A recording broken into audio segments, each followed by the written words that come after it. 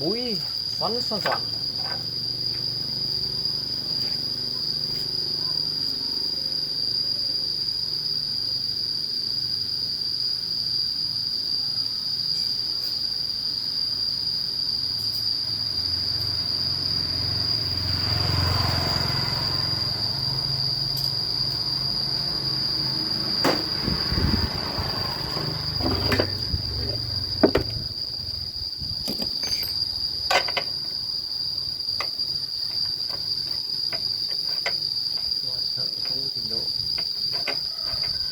Chơi làm đất.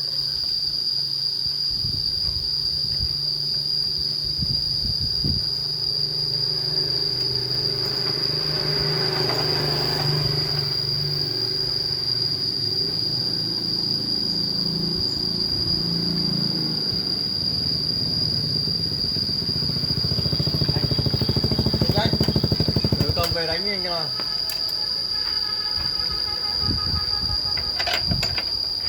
Đây à? Đưa con về đánh để tính sau. Hai cái đi vô bình đúng không? Hai cái đi vô hai đầu. Âm dương với cái mô âm mô dương. Ngày xưa con phải đứng dưới thôi. Bây giờ người kia anh quay nào? Dây dây dương ở bên đây này. Đây rồi. Dây dương bên đây này. Đấu lô nó có chạy đâu mà. Cùng một chiều. Không phải là cùng một chiều mà hôm trước là anh đấu đường, cái nay anh đấu ngược lại. Tao chạy thành đổi. Đấu lô thì không có chạy.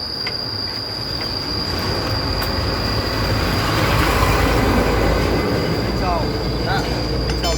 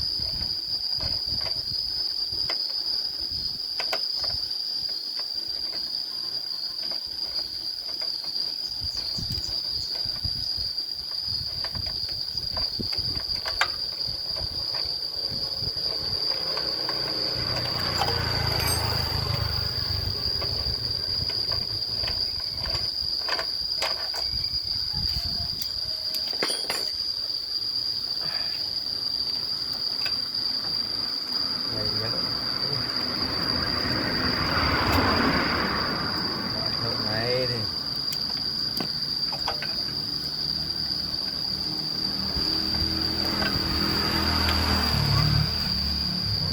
nhanh.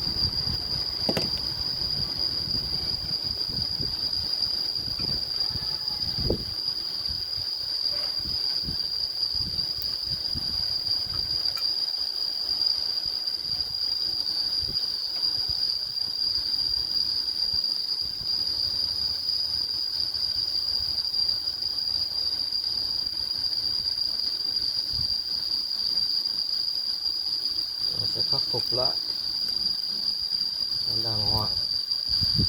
Đường dây cái đường dây điện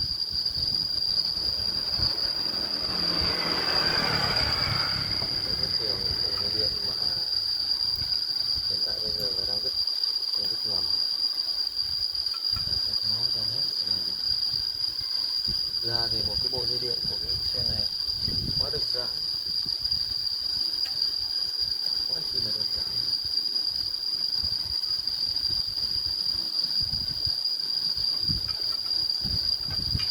Một cái người thợ là rất là không có cái chuyên môn, này là không có chịu khó.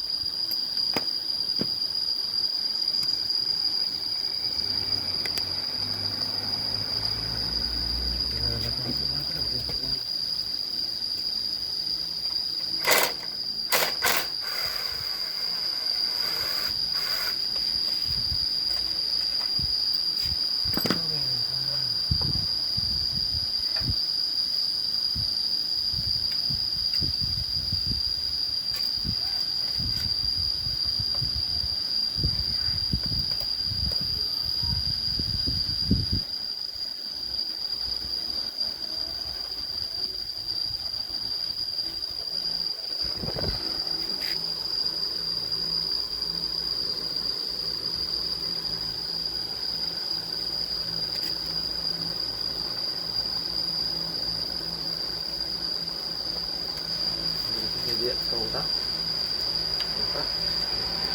trời vào đất.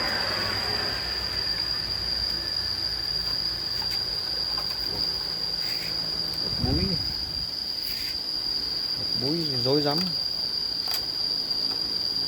ta sẽ gỡ hết rồi ta làm lại.